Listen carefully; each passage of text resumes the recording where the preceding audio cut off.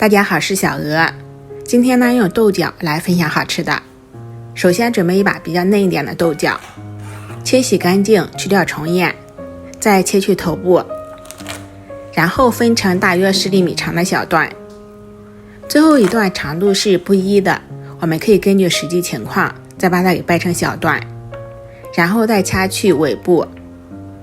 全部掐好之后，先放在一边备用。提前烧一锅开水，里面加入几滴食用油，这样焯出来的青菜颜色更翠绿，更好看。放入豆角，焯水2分钟左右，焯到豆角微微变色。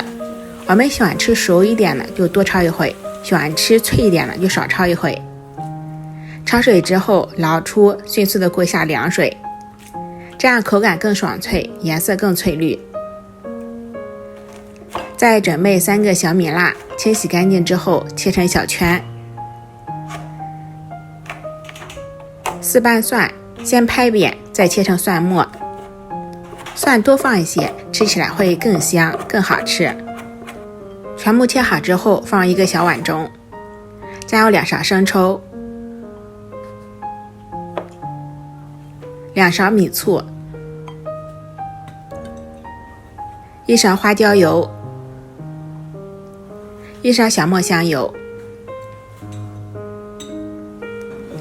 再加入适量的食用盐、鸡精，搅拌均匀，我们的料汁就调好了。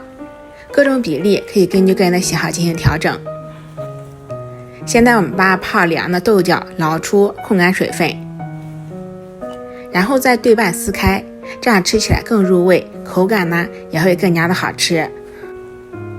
全部撕好之后，再倒入调好的料汁，用手充分的抓拌均匀，我们的凉拌豆角就做好了。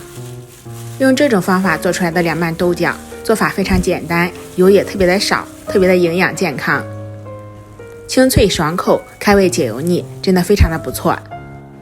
做法简单快速，开胃爽口又特别的好吃。喜欢就收藏、点赞、关注、转发一下吧，感谢您的支持。